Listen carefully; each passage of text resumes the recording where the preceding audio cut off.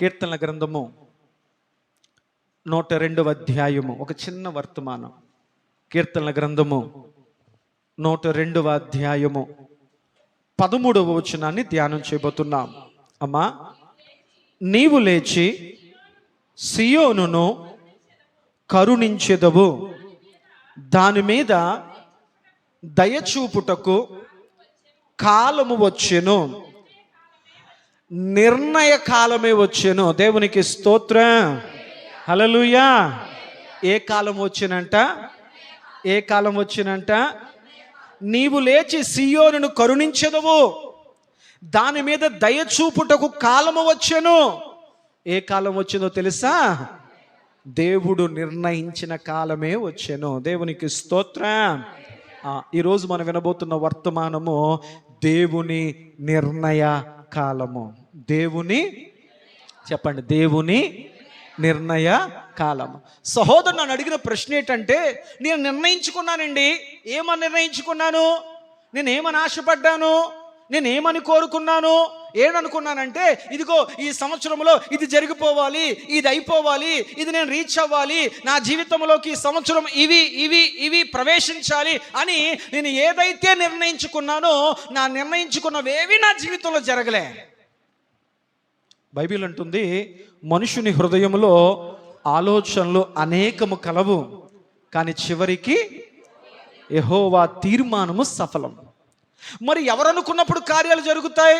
అందుకే పేతుడు భక్తుడు పత్రికలు అంటాడు, ఇదిగో తగిన సమయమందు ప్రభు మిమ్మల్ని హెచ్చించునట్లు. అంటే దేవుడు తన జీవితంలో ఒక వ్యక్తి పట్ల ఏ కార్యమన్నా చెయ్యాలి అంటే దేవునికి ఒక సమయం ఉంది, ఒక సమయం ఉంది. దేవునికి స్తోత్రం.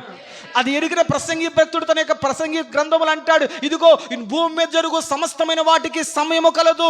ఏడ్చుటకు, నవ్వుటకు, కూర్చుండుటకు, పడుకొండుటకు, నాటుటకు, పెళ్ళగించుటకు, ఈ లోకములో ప్రతిదానికి సమయము కలదు. ఒక మనిషి అనుకున్నప్పుడు తన జీవితంలో ఏం కార్యాలు జరగవు, కానీ నా జీవితంలో దేవుడిచ్చిన వాగ్దానములు కానీ దేవుడిచ్చినటువంటి మాట ప్రమాణము నా జీవితంలో జరగాలి అంటే నువ్వు దేని కొరకు ఎదురు చూడాలని వాక్యం చెప్తుందయ్యా అంటే, దేవునికి ఒక నిర్ణయ కాలం ఉంది. ఆ నిర్ణయ కాలము కొరకు మనము నిరీక్షణ కలిగి ఎదురు చూద్దుముగాక. ఆమేన్. ఏ కాలం కొరకు ఎదురు చూడాలి మనం? నేను అనుకున్నానండి, నేను నిర్ణయించుకున్నానండి. లేదు లేదు లేదు, నీ నిర్ణయాలు కాదయ్యా, నీ ఆలోచనలు కాదయ్యా, నీ ఉద్దేశములు కాదయ్యా. దేవుడు నీ జీవితంలో ఎప్పుడు ఏ కార్యాలు జరగాలని దేవుడు నిర్ణయించాడో ఆ నిర్ణయ కాలములోనే దేవుడు కార్యాలు. ఇంకా మీకు అర్థమయ్యే చెప్తాను. కాలము పరిపూర్ణమైనప్పుడు ఆయన తన ప్రియ కుమారుడిని యేసుక్రీస్తు వారిని లోకానికి బహుమతిగా ఇచ్చారు. యేసుక్రీస్తు ప్రభువారిని లోకానికి బహుమానంగా, లోకానికి రక్షకుడిగా పంపడానికి పరలోకమందున్న తండ్రి దేని కొరకు ఎదురు చూశాడంట? అందుకే యేసయ్య అన్నాడు, కాలమును సమయమును నా తండ్రి స్వాధీనంలో ఉన్నాయి. దేవునికి స్తోత్రం, హల్లెలూయా. కాబట్టి ప్రభునందు ప్రియ దేవుని బిడ్డలారా, వాక్యము చెబుతున్నటువంటి ఒక సత్యము ఏంటయ్యా అంటే, నీ జీవితంలో ఏ కార్యములు జరగాలన్నా నువ్వు నిరీక్షణ కలిగి ఆశతో ఒకదాని కొరకు ఎదురు చూడాలి. అది ఏంటి అంటే, దేవుడు నీ జీవితంలో ఏర్పాటు చేసిన దేవుని నిర్ణయ కాలము. దేవునికి స్తోత్రం. ఆ నిర్ణయ కాలాన్నే మనం దైవిక భాష చెప్పుకోవాలంటే, దేవా నీ చిత్తం, నీ చిత్తం ఎప్పుడో, నీ ప్రణాళిక ఎప్పుడో, నీ ఉద్దేశం ఎప్పుడో అది మాత్రమే నా జీవితంలో జరుగునుగాక అని ఒక దేవుని బిడ్డ దేవుని యొక్క నిర్ణయ కాలం కొరకు ఎదురు చూస్తాడు. అది ఎదురు చూడలేని వాడు తొందరపడి తప్పుడు నిర్ణయాలు తీసుకుంటాడు. తత్ఫలితంగా ఆశించిన వాటికంటే చేదైన పరిస్థితులను ఎదుర్కొంటాడు. దేవునికి స్తోత్రం. మీకు అర్థమయ్యేలా చెప్తాను. దేవుని నిర్ణయ కాలం అంటే ఏంటో మీకు అర్థమయ్యేలా చెప్తాను. 75 సంవత్సరాల వయసులో ఉండగా దేవుడు అబ్రహాముతో మాట్లాడి, అబ్రమా, నీ తండ్రి అయినటువంటి తెరాహు ఇంటిని విడిచిపెట్టి బయటికి రా, నేను నిన్ను ఎంత గొప్పగా దీవిస్తానో తెలుసా? నేను చూపించు దేశానికి వెళ్ళు, నేను ఎక్కడికి వెళ్ళమంటే అక్కడికి వెళ్ళు, ఎక్కడ ఉండమంటే అక్కడ ఉండు. నేను ఏం చేస్తానంటే, నిన్ను ఎవరు దీవిస్తారో వాళ్ళు నేను దీవిస్తాను, నిన్ను ఎవరు ఆస్వాదిస్తారో నేను వాళ్ళు ఆస్వాదిస్తాను, నిన్ను ఎవరు శపిస్తారో నేను వాళ్ళను అని చెప్పి, రాబో దినాల్లో నీ సంతానం ఎంత గొప్పగా మార్చబడుతుందో తెలుసా? వారు సముద్రపు ఇసుకరేణుల వలె ఉంటారు, ఆకాశ నక్షత్రముల వలె ఉంటారు దేవుడు చెప్పాడు. చెప్పి అప్పటికి దాదాపుగా 25 సంవత్సరాలు అయిపోయింది. బైబిల్ ఎలా వినాలంటే నాకేం తెలియదు అన్నట్టు విను, ప్రతీది ఆసక్తిగానే ఉంటుంది. 75 సంవత్సరాల వయసులో ఉన్న అబ్రహాముకు దేవుడు మాటిచ్చాడు, నీ సంతానం ఎంత గొప్పగా చేస్తానని. ఎదురు చూస్తూ ఎంతకాలం గడిపాడు? 25 సంవత్సరాలు ఎదురు చూశాడు. ఒకానొక సందర్భంలో దేవుడు అబ్రహామును దర్శించి, అబ్రహమా, వాగ్దానం ఇంకా నెరవేరబోతుంది, నువ్వు కలవరపడకు. నీ సంతానంలో నుంచి ఇదిగో రాజులు రాబోతున్నారు, నీ సంతానంలో నుంచి ఇదిగో గొప్ప జనాంగాలు రాబోతున్నారు అని దేవుడు 25 సంవత్సరాల క్రితం ఏ వాగ్దానం అయితే చెప్పాడో, దాదాపుగా అప్పటికే అబ్రహాము గారికి 99 సంవత్సరాల వయసులో అదే వాగ్దానాన్ని దేవుడు గుర్తు చేశాడు. 100 సంవత్సరాలు వచ్చేసింది. వెంటనే అబ్రహాం అనుకున్నాడు, ప్రభువా 25 సంవత్సరాలకు ఎదురు చూస్తున్నాను అని చెప్పి అతను ఏమనుకున్నాడు ఒకసారి చూడండి. ఆదికాండము 17వ అధ్యాయము 17వ వచనం. ఆదికాండము 17వ అధ్యాయం 17వ వచనం. అప్పుడు అబ్రహాము సాగిలపడి నవ్వి, 100 ఏండ్ల వానికి సంతానము కలుగునా, 90 ఏండ్ల షారా కనునా అని మనస్సులో అనుకున్నాడు. ఎవరు నవ్వారు? చెప్పరేంటమ్మా? షారమ్మ నవ్వింది. షారమ్మ నవ్వలేదు మొదట, అబ్రహాము గారు నవ్వారు. మనం అందరం షారమ్మ మీద పడిపోతాం. అబ్రహాము నవ్వాడు. ఎక్కడ నవ్వాడు? మనసులో నవ్వుకొని, ఇదేంటి ప్రభువా 25 సంవత్సరాల నుంచి ఒకే మాట చెప్తున్నా, అబ్రహామా నీ జనాంగం ఇసుకరేణి వలె అవుతారు, ఆకాశ నక్షత్రం వలె అవుతారు, వారిలోంచి రాజులు వస్తారు, గొప్ప జనాంగం వస్తారు, గొప్ప వీరులు వస్తారని చెప్తున్నావు ప్రభువా. అసలు నాకు ఇంతవరకు ఒక పిల్లోడు లేడు, నువ్వేమో బోల్డ్ అని చెప్తున్నావు అని చెప్పి అబ్రహాముకు మరలా తన యొక్క వాగ్దానాన్ని దేవుడు గుర్తు చేస్తుంటే, వాగ్దానం అనుకున్నాడు, దేవుడు అలా చెప్తున్నాడు కానీ నాకు 100 సంవత్సరాలు వచ్చేసాయి, నా భార్యకు 90 సంవత్సరాలు వచ్చేసాయి, ఇలాంటి వయసులో నేను ఆమెకు బిడ్డల్ని ఎలా కనగలిగిస్తానో, ఆమె ఎలా కంటాది, ఆమె యొక్క ఋతుక్రమం కూడా ఆగిపోయింది కదా అని మనసులో నవ్వుకున్నాడంట. ఏమి నవ్వుకున్నాడంట? నాకు ఒకటి అర్థమైపోయింది, దేవునికి నా పై మాటలే కాదు, దేవుడికి నా మనసులో ఉన్న అంతరంగపు రహస్య లోతులు కూడా దేవునికి తెలుసు. దేవునికి స్తోత్రం. దాని పేరే ఇన్నర్ వాయిస్. ఏ వాయిస్ అంట? చెప్పరేంటమ్మా? మనిషికి మనం నోరిప్పితేనే తెలుస్తుంది, దేవుడికి మనం మనసిప్పురంటే తెలిసిపోద్ది. అందుకే దావీదు అంటాడు, ప్రభువా నాకు ఆలోచన పుట్టక ముందే నువ్వు నా మనసు ఎరిగావు ప్రభువా. నా మనసులో ఏమొస్తున్నాయో, నా ఆలోచనలు ఏంటో, నా తలంపులేంటో, నా ఉద్దేశములేంటో, నా కోరికలేంటో, నా లోపల జరుగుతున్నటువంటి అలజడేంటో నేను చెప్పకముందే నువ్వు నా మనసును ఎరిగిన దేవుడు. అందుకు దావీదు ఎంత దేవునికి అర్థం చేసుకున్నాడంటే, దేవా నువ్వు నన్ను పరిశోధించు చూడగా నీ దగ్గర దాయగలిగేది ఏముంది ప్రభువా అన్నీ నీకు తెలిసిపోతాయి. దేవునికి స్తోత్రం. మనలాంటి వాళ్ళు చాలామంది అనుకుంటారు, దేవుడికి చెప్తేనేగా తెలుస్తాయి, దేవుడికి చెప్పకుండా కొన్ని సీక్రెట్లు దాద్దాం అనుకుంటారు. బైబిల్ అంటుంది, మరుగైనది ఏదీ లేదు, కానీ దేవుడు నీ నోటితో ఒప్పుకోవాలని కోరుకుంటాడు. దేవునికి స్తోత్రం. అతిక్రమములు దాచిపెట్టువాడు వర్ధిల్లాడు, వాటిని ఒప్పుకొని విడిచిపెట్టువాడు కనికరాన్ని పొందుతాడు. దేవునికి అన్నీ తెలుసు, కానీ దేవుడు నీ నోటి ద్వారా వినాలని ఆశపడుతున్నాడు. దేవునికి స్తోత్రం. హల్లెలూయా. ఇప్పుడు అబ్రహాము గారు ఈ వయసులో నాకు పిల్లలేంటి ప్రభువా, 25 సంవత్సరాలుగా నిరీక్షిస్తూనే ఉన్నాం, ఇంకా పిల్లలని చెప్తున్నావేంటి అని అబ్రహాము మనస్సులో నవ్వుకున్నాడు. మొదట నవ్వింది ఎవరు? కొన్ని సందర్భాల్లో మన జీవితంలో జరిగే పరిస్థితులను చూస్తుంటే, చుట్టూ చూస్తుంటే, ఇన్ని కష్టాలు ఉన్నాయా, ఇన్ని ఇబ్బందులు ఉన్నాయా, ఇన్ని ఒడిదుడుకుల మధ్యన దేవా అలా దీవిస్తాను ఎలా దీవిస్తానని చెప్పి వాగ్దానం ఇస్తున్నావా, నువ్వు నా జీవితంలో జరుగుతున్న పరిస్థితులకి నువ్వు ఇచ్చిన వాగ్దానానికి అసలు ఏమన్నా సంబంధం ఉందా అని చెప్పి చాలామంది వ్యక్తులు తమ జీవితంలో జరుగుతున్న అనుభవాల వైపు, వాగ్దానం వైపు చూసుకుని ఒక నవ్వు నవ్వుకుంటారు.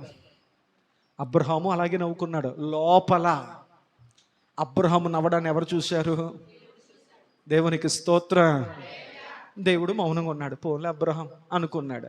చూడండి ఆదికాండము 18వ అధ్యాయం, ఆదికాండము 18వ అధ్యాయం 12 నుంచి 14 వచనాలు.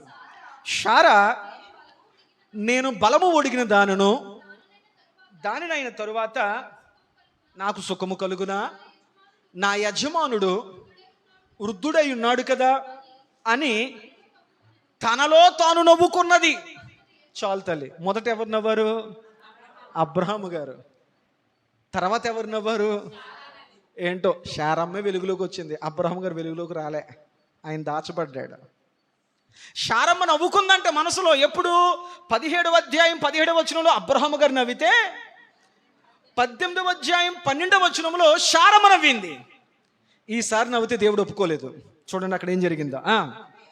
అంతటి యెహోవా అబ్రహాముతో, వృద్ధురాలనైన నేను నిశ్చయముగా ప్రసవించెదనా అని శారా నవ్వనేలా యెహోవాకు అసాధ్యమైనది ఏదైనా ఉన్నదా? మీదటికి ఈ కాలమున, నిర్ణయ కాలమున నీ యొద్దకు తిరిగి వచ్చేదును, అప్పుడు శారాకు కుమారుడు కలుగునెను. దేవునికి స్తోత్రం చెప్పండి. ఎవరు నవ్వితే దేవుడి కోపం వచ్చింది? నువ్వు అర్థం చేసుకోవాలి కదమ్మా.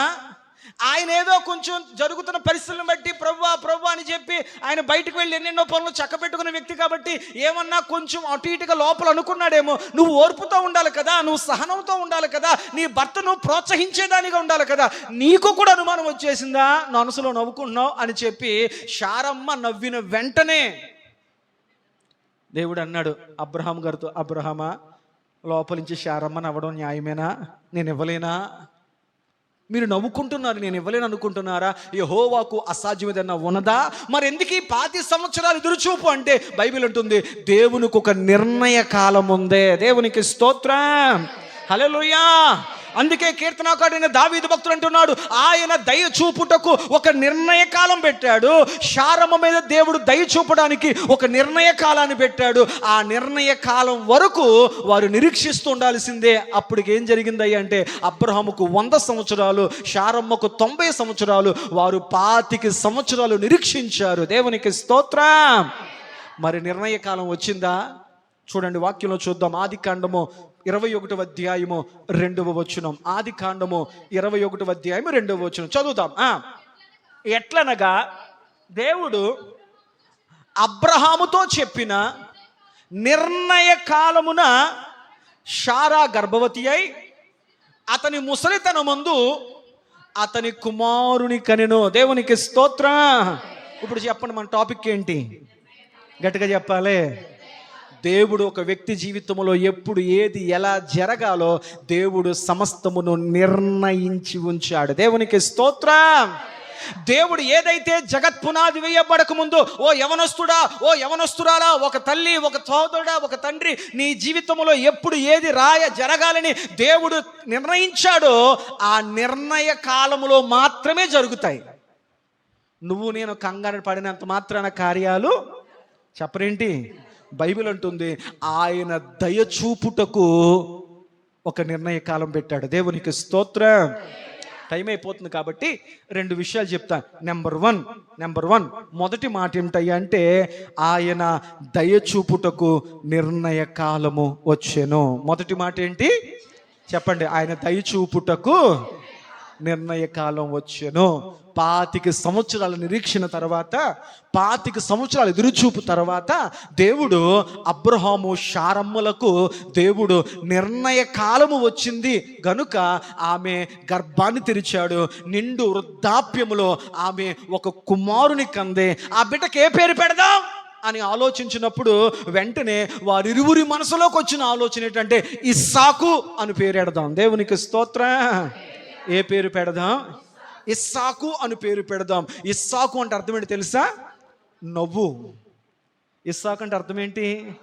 నవ్వు.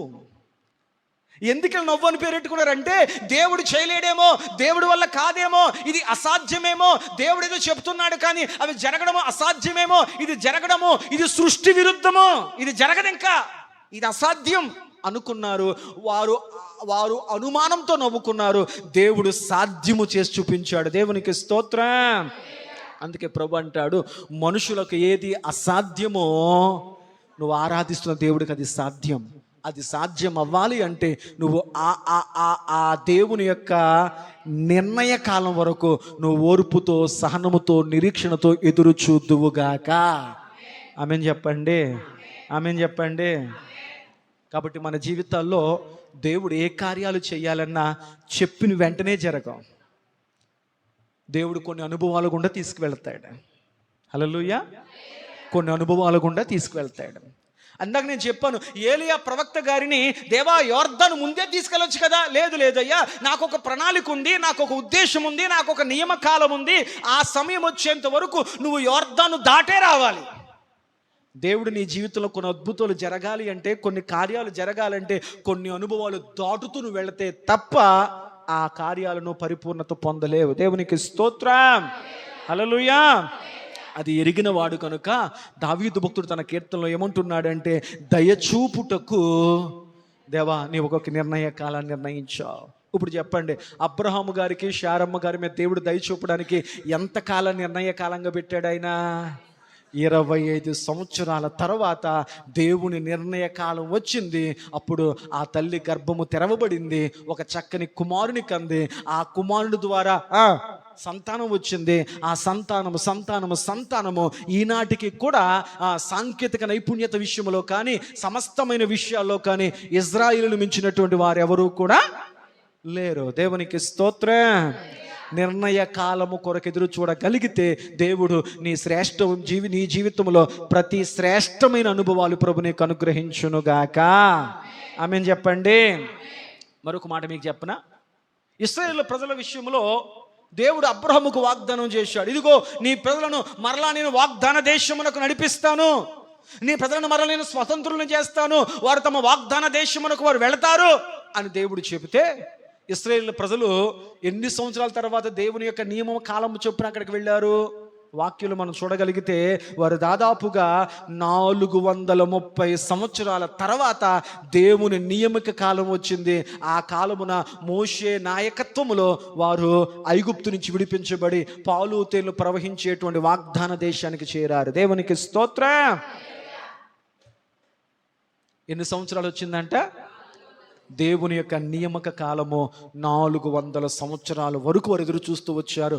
ఆ తదుపరి ఆ నియామక కాలమున దేవుడు వారిని విడిపించి పాలు తేళ్లు ప్రవహించే దేశానికి పంపించాడు. తర్వాత దావీదు గొర్రెలు కాసుకునే చిన్న బిడ్డగా ఉన్నాడు. ఎంత నమ్మకస్తుడంటే, ఎంత యథార్థపరుడంటే, అటు తండ్రికి ఇటు అన్నదమ్ములకు, అలాగే అతడు తన తండ్రి ఇచ్చినటువంటి బాధ్యత ఆ గొర్రెల మందును చాలా నమ్మకంగా కాస్తూ ఉన్నాడు. ఆ పని చేస్తూనే అతడు తీరికగా ఉన్న ప్రతి సమయములో దేవుని ఆరాధిస్తూ స్తుతిస్తూ దేవుని కనపరుచుకున్నాడు. దేవునికి స్తోత్రం. దావీదు దేవునిని ఎంత గొప్పగా ఆరాధించాడంటే, తాను మేపేటువంటి గొర్రెల స్థానములో తనను పెట్టుకున్నాడు, కాపరి స్థానములో దేవుని పెట్టాడు. దేవునికి స్తోత్రం. ఒక నిజమైన ఆత్మీయుడు ఎప్పుడు దేవుణ్ణి పైన పెడతాడు. తాను ఎక్కడ కూర్చుంటాకి ఇష్టపడతాడు? చెప్పరేంటమ్మా? దేవా నువ్వు పైనుంటేనే నాకు గౌరవం అనుకుని ఒక దేవుని బిడ్డ, నిజమైన ఆత్మీయుడు ఎప్పుడు దేవుని పైన పెడతాకే చూస్తాడు. నీ జీవితంలో జరిగే ఏ కార్యక్రమంలోనైనా ముందు ఎవరిని పెట్టాలి? చెప్పరేటమ్మా? ముందు దేవుణ్ణి పెట్టాలి, ముందు ప్రార్థన పెట్టాలి, ముందు వాక్యాన్ని పెట్టాలి, ముందు వాగ్దానాన్ని పెట్టాలి, ముందు దేవుని చిత్తాన్ని పెట్టాలి. దేవా నా ముందు నీ ఉండు, నీ అడుగు జాడల్లో నేను నడుచుదునుగాక. ఆమేన్ చెప్పండి. అలా కాకుండా ముందు ప్రార్థనలో పెట్టకుండా, విజ్ఞాపనలో పెట్టకుండా, దేవుని చిత్తం నడకుండా, నా మనసుకు అనిపించేసింది నేను చేసేస్తాను అని ముందుకు వెళ్ళిపోయావు అనుకో, నీ జీవితంలో ఆశించిన కార్యాలు జరగకపోవచ్చు. ఆ ప్రయాణము గమ్యానికి చేరకుండా మధ్యలో ఆగిపోయే ప్రమాదం ఉంది. కాబట్టి ప్రతి విషయంలో నీ దేవుణ్ణి ముందు పెట్టుదువుగాక. దేవునికి స్తోత్రం. దావీదు భక్తుడు అంత గొప్ప ఆరాధికుడుగా ఉన్నాడు, అంత గొప్పగా దేవుని సంతోషముగా దేవుని మహిమపరిచేవాడిగా ఉన్నాడు. అంతవరకు బాగుంది, ప్రశాంతంగా జీవితం వెళ్ళిపోయింది. ఒకానొక నాన్న ఇంటికాడి నుంచి ఒక కబురు వచ్చింది, దావీదు మీ నాన్న ఇంటికి రమ్మంటున్నాడు. కబురు వచ్చింది ఇంటికాడి నుంచి. ఇదేంటి మా నాన్న మధ్యలో ఎప్పుడు కౌరంపడు కదా, ఇప్పుడు సడన్గా ఇంటికి రమ్మని చెప్తున్నాడు ఏంటి అని చెప్పి ఆ గొర్రెలను అలా వదిలేయకుండా తన తోటి కాపరులకు తన మందను అప్పచెప్పి, బాధ్యతగా అప్పచెప్పి తన తండ్రి పిలుపుకు లోబడుతూ వెళ్ళాడంట. దేవునికి స్తోత్రం. ఈరోజు మన బిడ్డల జీవితాలు ఎప్పుడు దీవెనకరంగా ఉంటాయంటే ముందు అమ్మా నాన్న మాటలకు లోబడాలి. ఎవరి మాటకు లోబడాలి? నాకు తెలుసులే, నాకు నచ్చినప్పుడు చెప్తానులే, నాకు అనిపించినప్పుడు చేస్తానులే, నా జీవితం నా ఇష్టం, నా బ్రతుకు నా ఇష్టం అన్నావంటే నీ ఎదుగుదల, నీ ఆశీర్వాదం అక్కడితో ఆగిపోయిందని అర్థం. హల్లెలూయా. 30 సంవత్సరాలు యేసుక్రీస్తు ప్రభువారే తన కుటుంబమునకు లోబడి జీవించారు. ఆమేన్. కాబట్టి యవ్వన బిడ్డలుకున్న వారందరికీ నేను చెప్తున్నాను, నీ జీవితం దీవెనకరంగా ఉండాలా అయితే ముమ్మాటికి నీ తల్లికి నీ తండ్రికి నువ్వు లోబడు. ఎందుకంటే వాళ్ళకంటే గొప్పగా నీ జీవితం కోసం, నీ మంచి చెడుల కోసం ఆలోచించి వాళ్ళు ఎవరు లేరు. దేవునికి స్తోత్రం. దావీదు తన తండ్రి మాట పిలుపు వినగానే అతడు వెంటనే తన మందును వేరే కాపర్లకు అప్పచెప్పి తన తండ్రి మాట ప్రకారం ఇంటికెళ్ళాడు. ఇంటికెళ్ళేసరికి అంతా నిశ్శబ్దంగా ఉంది. మీ ఇంటికి ఎవరో పాస్టర్ గారు వచ్చారంట. ఆయన ఒక గొప్ప ప్రవక్త అంట. ఆయన పేరు సమూయేలు అంట. అక్కడ జరుగుతుంది ఏంటో ఎవరికి తెలియదు. దావీదు ఇంటిలోనికి రాగానే దేవునాత్మ ప్రవక్త అయినటువంటి సమూయేలుతో ఉంటుంది, ఇదిగో నేను ఎన్నుకున్నవాడు ఇతడే, అతను అభిషేకించు. సమూయేలు మనసు అనుకున్న, ప్రభువా ఇదిగో పెద్దవాడు ఎత్తరిగా ఉన్నాడు, పెద్దవాడు బలవంతుడిగా ఉన్నాడు, పెద్దవాడు శక్తివంతుడిగా ఉన్నాడు, వీడిని చూస్తే పర్ఫెక్ట్గా రాజయ్యే అవకాశం ఉంది కదా, వాడిని వద్దన్నావు, రెండో వాడిని వద్దన్నావు, మూడో వాడిని వద్దన్నావు, అయ్యా అర్హత కలిగిన వాళ్ళందరూ వద్దంటున్నావు, వీడెవరయ్యా చివరి వాడు చూడడానికి బక్కగా సన్నగా పేలగ్గా ఉన్నాడంటే దేవుడు చెప్పాడు, అయ్యా సమూయేలు నువ్వు పై రూపాన్ని చూస్తున్నావేమో, వీళ్ళు శారీరకంగా బలవంతులు, వీడు ఆత్మీయంగా బలవంతుడు. దేవునికి స్తోత్రం. చెప్పండి, దేవుడికి భుజబలం కావాలా, దైవ బలం కావాలా? చెప్పండి. నేను చాలా బలంగా ఉంటానండి, బైబిల్ ఉంటుంది. నువ్వు శారీరకంగా బలం లేకపోయినా నువ్వు ఆత్మీయంగా బలంగా ఉండాలి, ప్రార్థనలో బలంగా ఉండాలి, మోకాళ్ళ మీద బలంగా ఉండాలి, ఉపవాసములో బలంగా ఉండాలి, కన్నీళ్లతో బలంగా ఉండాలి, దేవునితో గోజాడే విషయంలో నీ భక్తి జీవితం బలంగా ఉంటే నువ్వు ఎవరైనప్పటికీ కూడా దేవుడు నిన్ను మొదటి స్థానంలో ఉంచునుగాక. లోకం పై రూపాన్ని చూస్తే, ఆ ఎత్తు చూడు, ఆ పర్సనాలిటీ చూడు, ఆ ఎత్తరితనం చూడు, అబ్బా పుల్లో ఉన్నాడు అంటది. బైబిల్ అంటుంది దేవుడు పై రూపాన్ని కాదు, దేవుడు నీ అంతరంగాన్ని చూస్తాడు, నీ ఆత్మీయతను చూస్తాడు. వెంటనే దేవుడు అన్నాడు, ఇక ఏమీ ఆలోచించొద్దు, ఆ చిన్నవాడిని అభిషేకించు. వెంటనే సమూయేలు ప్రవక్త ఆ కొమ్ములో ఉన్నటువంటి తైలముతో మోకరించినటువంటి ఆ యొక్క దావీదును అభిషేకించి, ఈ అభిషేకం యొక్క ఉద్దేశం ఏంటో తెలుసా? దావీదు, రాబో దినాల్లో నువ్వు ఇశ్రాయేలు యొక్క 12 గోత్రాలకు రాజువు కాబోతున్నావు, ఇదే దాని అభిషేకం. దేవునికి స్తోత్రం. హల్లెలూయా. మీకు అర్థమైందా? నువ్వు రాబో దినాల్లో సౌలు రాజు తర్వాత ఇదిగో నువ్వు రాజు కాబోతున్నావు, ఇదిగో దేవుని అభిషేకం నీ మీదకి రాబోతుంది, నువ్వు కాబోయే రాజువయ్యా అని చెప్పి, సరే వెళ్ళిపో గొర్రెలు కాసుకో అన్నాడు. అభిషేకించినంటే కుర్చీలో కూర్చోబెట్టలే, ఏమన్నాడైనా నీ పని నువ్వు చేసుకో, కానీ నీ మీద అభిషేకం ఉందని జాగ్రత్తగా చూసుకో. దేవునికి స్తోత్రం. ఒక బిడ్డ రక్షణ పొందిన తర్వాత మరి జాగ్రత్తగా ఉండాలి, నా మీద రక్షణ వస్త్రం ఉంది, నేను చేసే ప్రతి పనికి అది మలినమవుతుందని గుర్తెట్టుకోగలగాలి. మరి జాగ్రత్తగా భక్తి చేయి. దావీదు ఎదురు చూస్తున్నాడంట, నేను నన్ను రాజుగా అభిషేకించారు, ఎప్పుడు రాజునవుతాను, ఎప్పుడు రాజునవుతాను, ఎప్పుడు రాజునవుతాను. రాజు అవడం ఎలాగున్నా కానీ ఇప్పుడు కొత్త తంటలు వచ్చేసాయి, కొత్త సమస్యలు వచ్చేసాయి, కొత్త ప్రమాదాలు వచ్చేసాయి.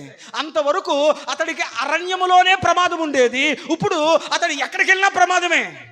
ఎంత ప్రమాదం అయ్యా అంటే మంచికి వెళ్తుంటే చెడు వచ్చేస్తుంది. ఆఖరికి మహారాజే ఈటి సుడుతున్నాడు మీదకి. సౌలు మహారాజు బెన్యామీను గోత్రానికి చెందినవాడు. బెన్యామీను గోత్రికులు ఈటి విసరలో నేర్పరి. బెన్యామీను వాళ్లకు ఈటి విసరడంలో నేర్పరి. వాళ్ళు ఈటి విసిరారంటే దేనికి తగలాదో అది నేరుకెళ్ళి తగులుతుందంట. ఆ యొక్క తలాంతు, ఆ యొక్క వరము బెన్యామీను గోత్రికులకు ఉంది. సౌలు అంతకంటే గొప్ప నేర్పరి. ఏది విసరడంలో? దావీదు మీదకి చాలాసార్లు ఈటి విసిరాడు, కానీ దేవుడు అభిషేకించిన దావీదు మీదకు దేవుడు ఏ ఈటి యొక్క గురి తగలనివ్వలేదు. దేవునికి స్తోత్రం. దేవుని యొక్క అభిషేకము, దేవుని వాగ్దానం నీ మీద ఉంటే సాతానుడు ఎన్ని రకాల అగ్ని బాణాలు నీ మీద, కుటుంబం మీద వేస్తున్నా దేవుడు ఏది నీకు, నీ కుటుంబమునకు తగలనివ్వడో. నమ్మితే ప్రభు కొందనాలు చెప్దాం. ఏ రోగాన్ని తగలనివ్వడు, ఏ ప్రమాదాన్ని తగలనివ్వడు, ఏ విధమైనటువంటి బలహీన స్థితి నీ కుటుంబానికి తగలనివ్వడు. ఎందుకు తెలుసా? ఆయన నిర్ణయ కాలములో నీ కుటుంబము నిలిచి ఉంది కాబట్టి దేవునికి స్తోత్ర. సమస్యలు పెరిగిపోయాయి, ప్రమాదాలు పెరిగిపోయాయి. అరణ్యమే నాకు శరణ్యమంటూ ఇదిగో ప్రాణము కాపాడుకుంటూ పరిగెట్టుకుంటూ వెళ్ళాడు. కానీ ఒకానొక సమయం వచ్చింది. ఆ సమయం వచ్చినప్పుడు దేవుడు దావీదును మహారాజుగా అభిషేకించాడు. ఆ రోజుకు ఎన్ని సంవత్సరాలు తెలుసా? అభిషేకించబడి నాటి నుంచి 22 సంవత్సరాలు ఎదురు చూశాడు. దేని కొరకు? దేవుని నిర్ణయం కొరకు. దేవునికి స్తోత్ర. మీకు అర్థం అవ్వాలి. నిర్ణయ కాలము రానే వచ్చును. అబ్రహాము గారు 25 సంవత్సరాలు. నిర్ణయ కాలము రాబోతుంది. ఆ దినమున మీరు దేవుడు దయ చూపిస్తాడయ్యా. ఆ రోజున పారిపోయిన నీవే గొప్ప మహారాజు అవుతావు. 12 గోత్రాలకు 40 సంవత్సరాలు పరిపాలించి ఒక గొప్ప చక్రవర్తిగా నిలబడతావు. వృద్ధాప్యం దాకా నీ పిల్లలు సింహాసనం మీద కూర్చుంటారు. కారణం ఏంటంటే దేవుడు నిర్ణయ కాలం వచ్చేంత వరకు దావీదు ఓపికగా కనిపెట్టాడు. అందువల్ల 22 సంవత్సరాల తర్వాత దేవుడు నిర్ణయ కాలం ప్రకారము దావీదు మహారాజు అయ్యాడు. దేవునికి స్తోత్రం. చెప్పండి, అర్థమైందా లేదా? ఈరోజు అభిషేకించి రేపు అయిపోలేదు. ఆయన 22 సంవత్సరాల ఎదురుచూపు. మరొక వ్యక్తిని జ్ఞాపకం చేస్తాను. యోబు భక్తుడు. తన జీవితంలో దేవుడు అన్నీ ఇచ్చాడు, అంతకంటే చక్కని భక్తి చేశాడు. ఒకానొక దినాన తన జీవితంలో చేదైన అనుభవాలు ఒకదాని వెంబడి ఒకటి తన సర్వం కోల్పోయింది. నాది అని చెప్పుకుంటాకి ఏది లేకుండా అయిపోయింది. ఎవరికి? యోబు గారికి. యోబు బూడిదలో కూర్చున్నాడు. సర్వం కోల్పోయింది. భార్య అందే, ఇంకెంతకాలం దేవుడు దేవుడు దేవుడు అని చెప్పి యథార్థతను విడిచిపెట్టవా? యథార్థంగానే బ్రతుకుతావా? దేవుడు నీకు అన్యాయం చేశాడు, దేవుడు లేడు అని చెప్పి నువ్వు మరణమైపో. నీ బాధ నేను చూడలేకపోతున్నానయ్యా. ఎంత విసుగుపోయి ఉంటా తల్లి మాట అంటది. ఒక రోజులో 2 రోజులు ఆ మాట అనలే. ఆస్తి పోయింది, సహించింది. పనివాళ్ళు పోయారు, సహించింది. పిల్లలు చచ్చిపోయారు, గర్భశోకం, సహించింది. భర్త కళ్ళ ముందు దినదినము జుట్టు ఊడిపోయి చర్మం మీద పురుగులు తిరుగుతూ దుర్వాసన కొడుతూ ఎంతెంతో వేదన పడుతున్నాడు. అవన్నీ సహించింది. కానీ నిర్ణయ కాలం వరకు అయితే ఆగలేకపోయింది, విసుగుపోయింది. వదిలే అందే. కానీ యోబు అన్నాడు, యెహోవా ఇచ్చెను, యెహోవాయే తీసుకొనును. దేవుని ద్వారా మేలు మాత్రం అనుభవించుదుమా, కీడు అనుభవించక తగమా? ఆయనకు ఒక నిర్ణయ కాలం ఉంది. దేవా, నాకు తెలియంది నాకు నేర్పు. దేవునికి స్తోత్ర. ఒకానొక సమయం వచ్చింది, నిర్ణయ కాలము రాని వచ్చింది. దేవుడు యోబును బలపరిచాడు. కోల్పోయిన దానికి 2 దేవుడు యోబుకు అనుగ్రహించాడు. దేవునికి స్తోత్ర. కొంతమంది బైబిల్ పండితుల ఉద్దేశం ఏంటంటే, యోబు అంట 3 నుంచి 7 సంవత్సరాల మధ్య కాలం బాధపడ్డాడంట. ఎన్ని సంవత్సరాలంట?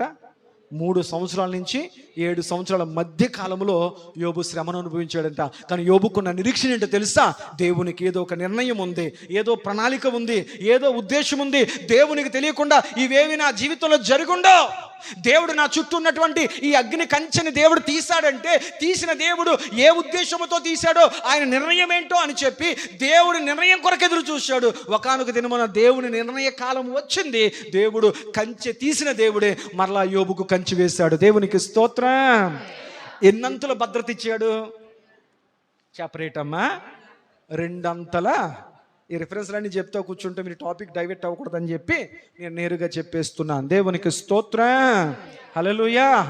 మనం చూడగలిగితే దేవుని యొక్క నిర్ణయ కాలం వచ్చిన తర్వాత ఏవేవి కోల్పోయాడో అవన్నీ 2 వచ్చేసింది. ఎంతమంది పిల్లలు చనిపోయారు? 10 మంది చనిపోయారు. మళ్ళీ ఎంతమందిని ఇచ్చాడు దేవుడు? దేవునికి స్తోత్రం. ఎంతమంది పోయారో అంతమందిని ఇచ్చేసాడు. దేవునికి స్తోత్రం.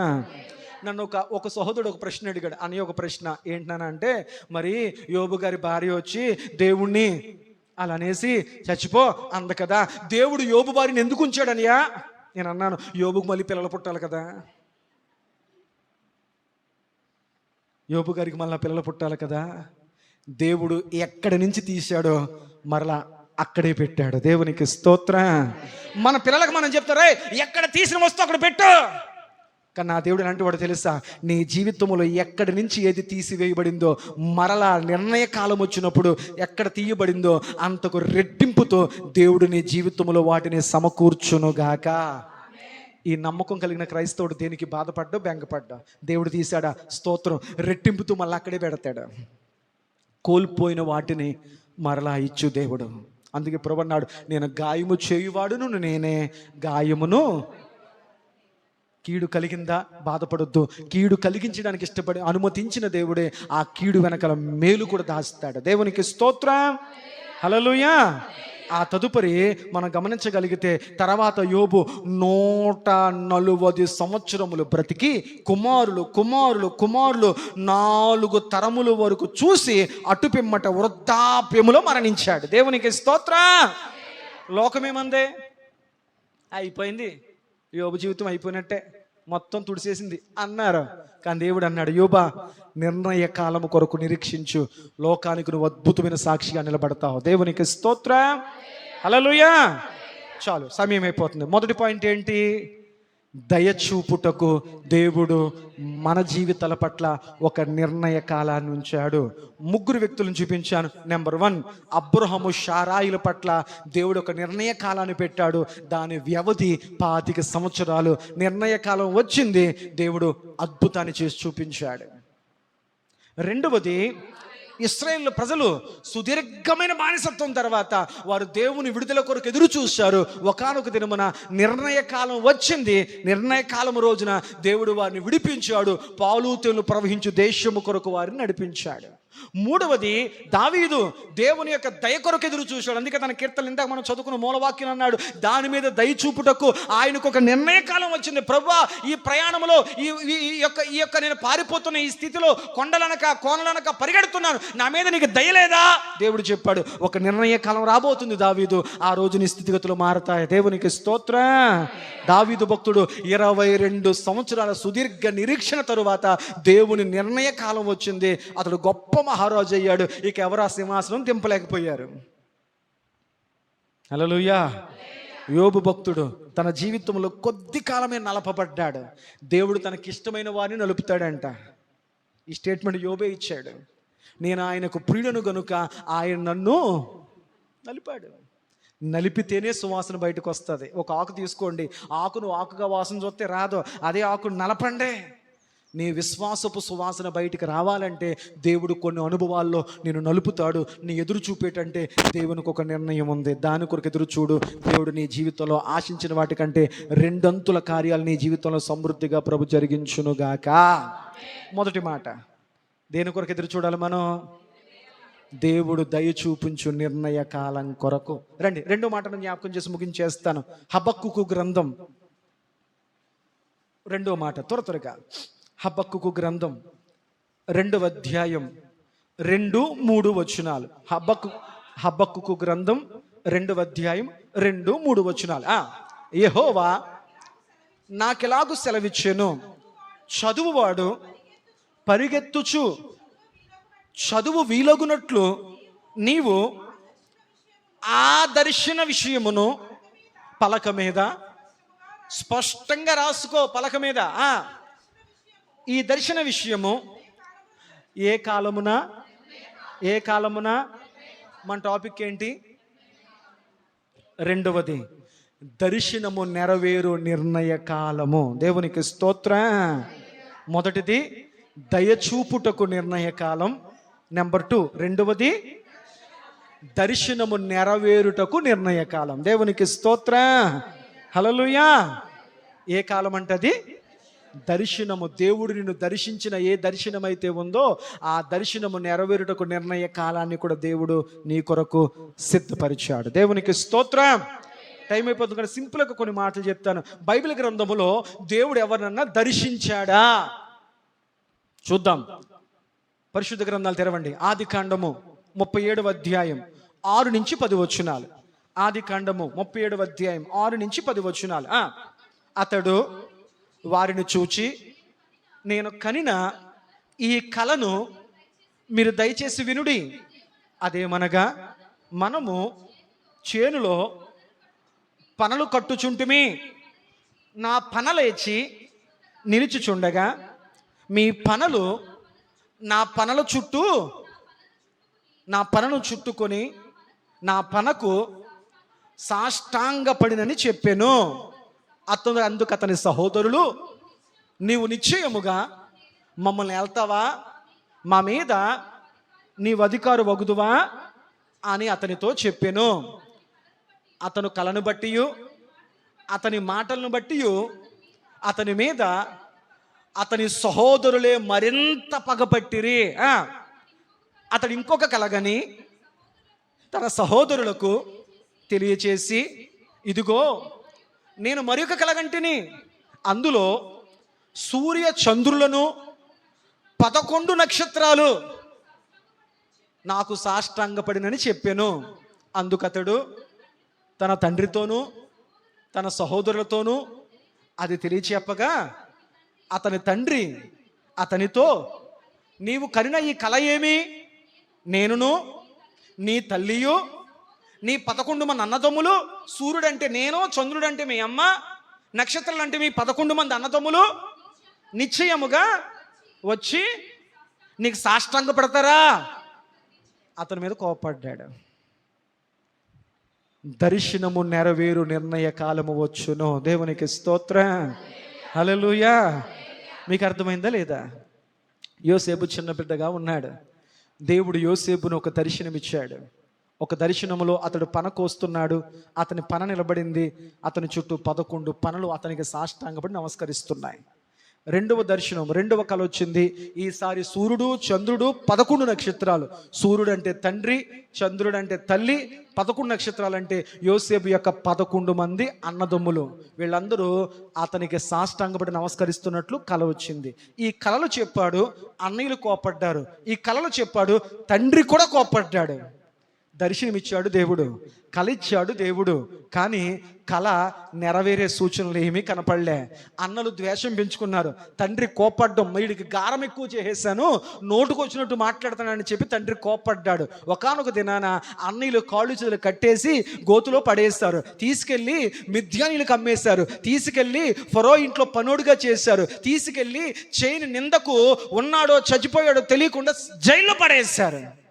కానీ ఏ స్థితిలో పడిపోయినా యోసేపు మనసులో ఒకటే మెదిలింది. ఏంటో తెలుసా? దేవా, దర్శనము నెరవేరు నిర్ణయ కాలం ఎప్పుడు. దేవునికి స్తోత్రం. యోసేపును అందరూ మర్చిపోయారు, కానీ యోసేపు దర్శనాన్ని మర్చిపోలే. ఒకాని దినం, ఒకానొక సమయం దర్శనము నెరవేరు నిర్ణయ కాలం వచ్చేసింది. దేవుడు యోసేపును బయటికి తీసుకురావడానికి ఫరోకు కల ఇచ్చాడు. ఆ కలభావం ఎవరికి తెలియకుండా చేశాడు.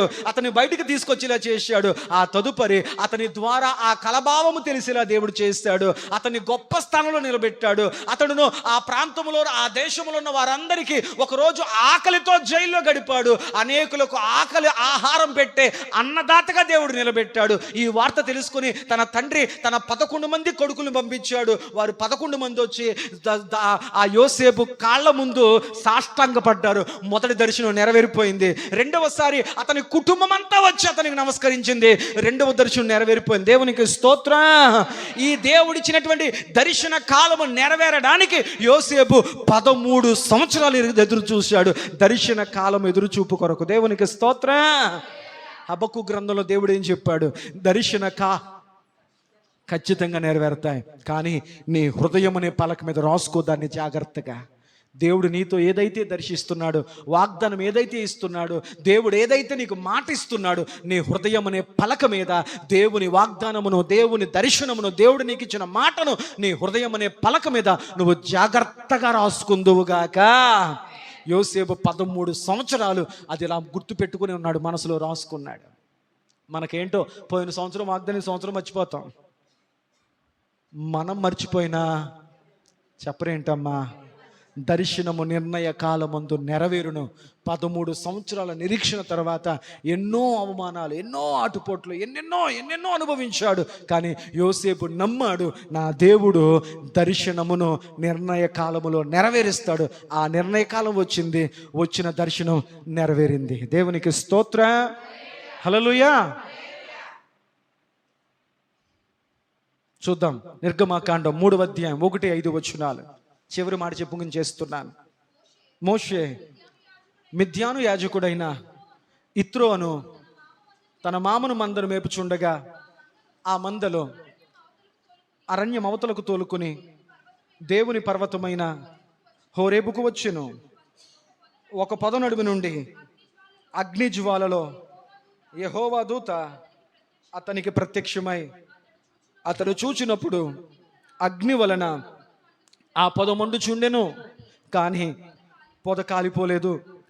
అప్పుడు మోషే, ఆ పొద ఎలా కాలిపోలేదో నేను ఆ తట్టు వెళ్ళి ఈ గొప్ప వంతె చూసేదనని అనుకొనెను. దాన్ని చూచుటకు అతడు ఆ తట్టుకు వచ్చుట యెహోవా చూచి, దేవుడు ఆ పొద నడుము నుండి మోషే మోషే అని అతని పిలిచెను. అందుకతడు చిత్తము ప్రభువా అనెను. అందుకైన దగ్గరకు రావద్దు, నీ పాదములకున్న చాలు. దేవునికి స్తోత్రం చెప్పండి.